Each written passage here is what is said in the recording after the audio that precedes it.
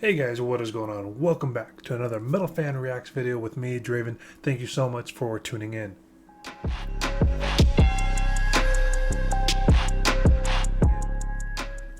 Every Saturday and Sunday is going to be reaction to Sabaton history channel stuff, anything they post about the deeper dive into their songs. I like rewatching their episodes and taking a look at some of the songs that I've done reactions to, and these channels and these videos on the Sabaton history channel does a deeper dive into the meanings, not just the brief summary, but full 15 minutes segments about the song. On Thursday, they did a part 2 for Fields of Verdun, and part 1, the Battle of Verdun. I didn't realize there was going to be a part 1 or part 2. So it's almost actually a year later that they're doing a part 2 of Fields of Verdun. So on Sunday's video, that will be part 2. So let's do a reaction to part 1, which is the Battle of Verdun. I have done a reaction to this song back in January, and then a lot of you guys recommended the Area 51 remix parody version of that song, which I reacted to back in February. Both those songs are on the playlist below or up there. I forget where they put it on YouTube. Either way, guys, thank you again so much. Make sure you guys like, comment, and subscribe. And let's jump into Fields of Verdun part 1 in the Sabaton History Saturday. Sabaton History Saturday? Saturday Sabaton History? I don't know what to call these series, but by the way, let's jump into it. Longest battle of the First World War, lasting over 300 days. And yet, the attacking German army was unable to break through that symbol of French national pride. And our song Fields of Verdun from our upcoming album, The Great War, is about that battle and the French slogan of courage, they shall not pass. I'm excited. This will be good. I love their Indy Nidell. deeper dives. I'm from Sabaton, and this is Sabaton history. Now, he's going to tell you a little bit about the song and the album, but I'm going to give you a little Verdun history lesson.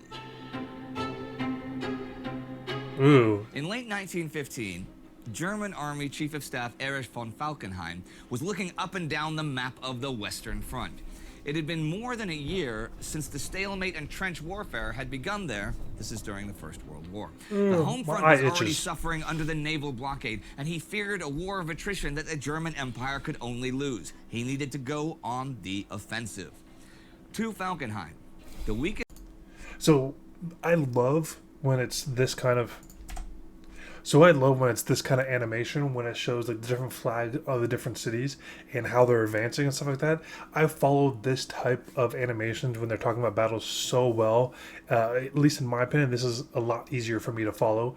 Same things when it comes to a lot of the U.S. stuff, like at the Civil War. They use a lot of these kind of battles to show how it took place. The invasion of Normandy, when it shows all the different countries involved, and Canada on their Utah. I forget what beach Canada was a part of during the invasion of Normandy. But either way, I absolutely love this kind of animation. Could, he believed, lead to a decisive breakthrough that would collapse the whole Western Front. But he'd learned the hard way that without eliminating or at least tying down the French beforehand, the defense would be too strong. So, to deliver the blow in the north, he would attack at a place further south that would draw in as many French forces as possible. It must be a place the enemy could not afford to lose for strategic or propagandistic purposes, and would thus fight until wiped out. Such a place was Verdun. Verdun was not Falkenhayn's first choice. I love these animations. It was animations. A heavily fortified area, but it was also a commanding location. By capturing the heights east of the River Meuse and loading them with artillery, the Germans could constantly threaten the city and the local defenses, forcing the French to continuously attack the German defenses. The French would be tied down, and if they lost badly, the British would be forced to intervene. In the best case, they would hastily execute an offensive at the Somme, suffer heavy casualties as well, and open themselves up for a decisive German counterattack. Falkenhayn concluded that if Verdun was successful, there would be peace before the summer of 1916. The key to the attack was heavy artillery. Total destruction, then attack battalions and pioneers storming the hills in a wedge toward the mighty fortress of Douaumont, taking the remnants of the other fortresses that were surely destroyed by the heavy bombardment. Preparations were made over the winter, massing artillery pieces of all calibers and millions of shells. The attack was planned for February once the weather cleared. On the 21st of February, the bad weather finally cleared, and German aircraft and observation balloons hit the skies. At 7:12 a.m. came the order to attack. The largest concentration of guns in history to this point opened up in a violent concert, described by witnesses as the Symphony of the Devil. Even in the Vosges, near the Swiss border, could be... Symphony of the Devil. No idea if that's any related to Megadeth's Symphony of Destruction or anything like that. But Symphony of the Devil sounds like a great subject matter for a Sabaton song. Let me know what you think. be heard the thunder of the German guns. In an intensity never seen before, the barrage destroyed whole forests, blowing trees meters high into the air and raining stones and earth on the poor souls on the ground. Some soldiers were simply obliterated, torn apart by the force of the guns. Others were buried alive deep in their trenches or bunkers. Then the German combat troops emerged from the saps with grenades, wire cutters, and flamethrowers. With the advantage of supplies, they stormed the first French lines. Through ice, rain, and snow, the soldiers fought as rifle shots and grenades burst in their midst. Trench after trench, the Germans gained a foothold, despite fierce resistance from well-camouflaged French machine guns and blockhouses. Thing is, for French Army Chief of Staff Joseph Joffre, Verdun wasn't that important, at least militarily. If the Germans could not be held on the east bank of the Meuse, the French would retreat and build new positions on the western bank. This was what Falkenhayn feared. But Aristide Briand made it perfectly clear that losing Verdun was not acceptable. Not only would the psychological effect be disastrous for the French public, it would undermine trust in the current government. And if Briand lost his job, so would Joffre. So giving up Verdun was out of the question. This is exactly what Falkenhayn had hoped for. However, I love the music in the background. It sounds like hyper weeks, and hyper, you know. It was not nearly as far as Falkenhayn had calculated, and the French had brought in reserves and Philippe Pétain to lead the men. The most important heights were still far away and under French control, and taking the fortress of Douaumont was the key to those heights. Unlike the big fortresses in Belgium that had quickly fallen to modern heavy artillery at the beginning of the war. That's so crazy. So the gnarly. French had used a stronger special concrete for Douaumont that just would not break. And the fortress soon seemed like an island in an ocean of fire and shrapnel. Small platoons of German soldiers that crept towards the fortress in early March found that it was actually mostly empty. And the strongest fortress of Europe was thus taken by a German officer with a pistol and a lot of guts. Fort Douaumont is for many the symbol of the Battle of Verdun. The Germans celebrated its fall, but Douaumont was a trap for the men inside. Every direct artillery hit put out the lights, and the men cowered in darkness for days, living in their own waste, sharing their food with rats and lice, while the stench of the dead and the screams of the wounded haunted the long corridors. But you know, this was actually still better than soldiers outside the fortress walls had to endure in the meat grinder that was Verdun. The French just had one supply road out of range of German artillery. Only trucks for military purposes were allowed to use that road, and soon over 3,000 trucks a day were bringing men, ammunition, and supplies up the road. If one broke down, it was simply pushed off the road, which became known as the Voie Sacrée, the Holy Road. The German offensive began to drastically lose speed. The whole area of Verdun had become a maze of trenches and shell holes where death was always near. I mean that literally. This is only an area of 30 square kilometers, and the death toll grew to the hundreds of thousands. That's so the gnarly. name Verdun became synonymous with the mechanized death of the First World War.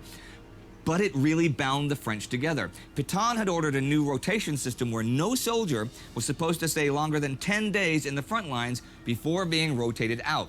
This meant most soldiers in the French army had gone through Verdun.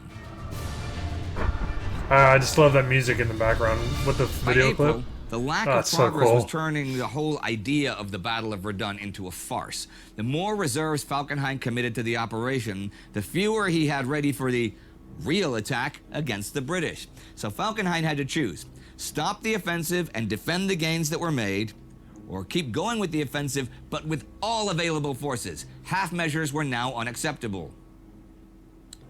He would keep up the offensive.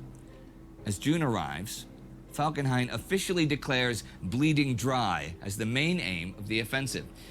But bad news now also arrives. Russian General Alexei Brusilov launches his offensive on the Eastern Front. Nice mustache. It is a spectacular success, and Germany's ally, Austria-Hungary, might be knocked out of the war. German reinforcements bound for Verdun must instead head east immediately. And more bad news, the French now have air superiority in the west thanks to the new Newport 11 planes and air-to-air Lancier rockets. Time seems to be running out for a German victory at Verdun. Falkenhayn launches what he hopes is the final attack towards Fort Vaux and the heights around the village of Fleury. On the 7th of June, Fort Vaux falls. A victory for the Germans for sure. But is this the turning point at Verdun? Not quite, for Fort Souville still stands in the way of victory, and this the Germans cannot take. June marks the limit of their advance at Verdun. On June 23rd, French General Robert Nivelle gives his famous order, "Vous ne les laisserez pas passer, mes camarades," which was later shortened to, "Ils ne passeront pas," they will not pass. And indeed, they do not. The French hold out in June, and on July the 1st, the British relief attack begins at the Somme. The pressure there forces German reserves away from Verdun to the north. With the Russians still advancing in the east, there are no options for Falkenhayn available. He must dig in at Verdun as the three largest battles in history to this point all rage simultaneously. That's so crazy. By August, So Pétain gnarly. has a 7-to-1 advantage in artillery, and the German positions are pounded day and night. And as if things aren't bad enough, Romania joins the Allies. A new front and hundreds of thousands of new enemies emerge overnight for the Germans. Falkenhayn has lost the confidence of his Kaiser and then loses his job. Paul von Hindenburg and Erich Ludendorff take over running the German army. That, of course, does not mean that the battle is simply over, but it is France's turn to attack. Pétain brings in two 40-centimeter caliber railway guns to fire 900-kilo shells. That's around a ton That's each so on crazy. Fort Douaumont, which finally cracks. 8 months after its fall, the French retake the fort in early November, and their counterattack is relentless. What the Germans captured over months of fighting, the French now retake in mere hours. By the end of 1916, the front lines are nearly back where they were in February. For a few kilometers of land, hundreds of thousands of men have died. That's Battle so of Verdun gnarly looking. lasted 303 days and nights. Estimates of the total casualties run as high as 1 million men, though it was likely closer to 700,000. But still, it was the longest battle of the First World War. And for many of the war's soldiers, it was the epitome of brutal, mechanized modern war. Many veterans would later remember Verdun by its smell, the mixture of gas, bodies that lay for months unburied, and the mass graves that were churned up by artillery fire. Corpses that laid for months in the dead zones of no man's land were mummified, the faces frozen in their final expression before death. The soldiers advancing into the forward trenches often had to stomp over the corpses and body parts of their dead comrades. Only the flies and rats thrived at Verdun in 1916. So gnarly. Before Joachim talks about the song, I would like to spoil the moment with a side note. It has been accepted history for a century that Falkenhayn's intention was to bleed France dry at Verdun, but this may not be the case. Falkenhayn claimed that this was his plan from the get-go, and he wrote about it in his 1915 Christmas memorandum to the Kaiser. However, the Kaiser never mentioned such a memorandum, and there's no actual evidence that it ever existed. Falkenhayn may well have made all of this up as an excuse after the fact to explain away his failure. I did a whole episode about the Falkenhayn controversy on the Great War channel. The link is in the description. And now, back to Sabaton. Real quick, guys. I'm a terrible job at doing this, but on the Sabaton History channel, they have extra links that go off the sources and go to different other history channels as well. So make you guys, if the original link of this video will always be in my description. It will always be the first line in every single one of my movies or every single one of my clips. So if you guys ever want to know what the video is, or if you haven't seen yourself, click on that and make sure you check out their descriptions as well, because they do a lot more even back history stories to these songs and stuff like that. So just FYI, so that's what he means about clicking below. So it's on his video. There's way more information that you guys should totally check out if you haven't yet. God, I just love the artwork that they were using. Okay, so new album, bunch of new songs. Now, how was it writing Fields of Verdun specifically? Oh, to be honest, that was one of the harder ones. Yeah? We didn't know where to start, from which angle to cover it. I mean, we were stuck in a mountain of information, but then we just thought, well, let's just start and see where all this info that we have now read takes us. And that actually started to work out, you know. Now, this album, The Great War, all of the songs have to do with the First World War. Yes, yes. But is it a concept album like Tommy, where you have to follow a story? Or... Oh, yes and no. Let's say it's got a red thread you got to follow or something. Okay. All events covered on the album Yeah. happened during the Great War. Yeah. But they're not chronological order. Okay, so No. it's a Great War theme without being the Great War concept. Yeah. Like if Julio Iglesias, and he does an album, and you know all the songs are about love, so he's got a theme. Exactly. He's got a theme. His album. Well, that's a good name for it, a themed album, because it's not a true concept where we follow it from the beginning to the end. Because of this particular part of that themed album, you're going to be doing a few things in Verdun this spring and summer, yeah? Yes, but you weren't supposed to say that because that's a secret. You never heard that shit. You never heard that. We could cut it out if you really want. No, but- never. Oh, never. This okay. is live. Yes, this is as live. So I was about to say, like, I mentioned this prior to in past videos, and I can do a reaction video too if you guys want, but I used to work for a company that produced music videos. So I can do a reaction to one of the videos I produced, or put the production on for. So there's a lot of the back end stuff when it comes to recording stuff like this. But yeah, like when he's like, you shouldn't have said that. It's like, well, you could have edited all this out, so clearly it's not that big a deal. Wow, we're going live. Yeah. Hi, Mom. For now, here's a few seconds of some of this unreleased music from the song Fields of Verdun from the album The Great War. Fields of execution turn to wasteland from the grass. It's a great song. The music video is great too. No further, it was said they shall not pass. And that's it for today. But we'll see What you a next teaser. time and every time on Sabaton History.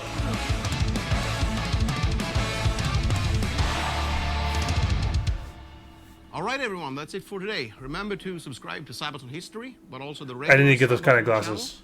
Also, check out World War II and Time Ghost. If you want to see more videos like this, there's a playlist, cool stuff, you want to see it. And also, there's a chance for you to get a special edition of our upcoming album, The Great War.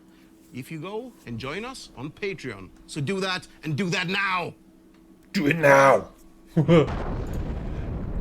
So clearly this was filmed last year. It actually came out April 11th, 2019. So it came out over a year ago, a year and like some 3 weeks. The Fields of Verdun, part 2 I'll come out with on Sunday. That one just got released a couple days ago. So it took them a full year to do a part 2. So I'm kind of curious if they discuss why that happened, you know, but in any case. So great song. The Fields of Verdun is a great song from Sabaton, and like he was mentioning, it's off the most recent album. I can't wait for them to release a new album. I have no idea if that's going to happen with them not going on tour at least for the past 8 months or 6 months. Who knows if they're just writing new music. I will hopefully, like I mentioned, get to the Salt Lake City concert, which is in October. I mentioned in my Friday video, yesterday's video, I did join the United States Army here in Idaho for the Idaho National Guard. And so I don't leave for basic until November. So I will have time to go to the concert in Salt Lake if I can. Otherwise, guys, hopefully you guys enjoyed the Sabaton History Fields of Verdun, the Battle of Verdun. This is part 1. Part 2 will be here tomorrow. So make sure you guys hit that subscribe button, turn on the notifications, like the video, leave a comment below what I should react to next, your thoughts on the video, any wonderful things. You guys have yourself a great day and a great weekend. Peace.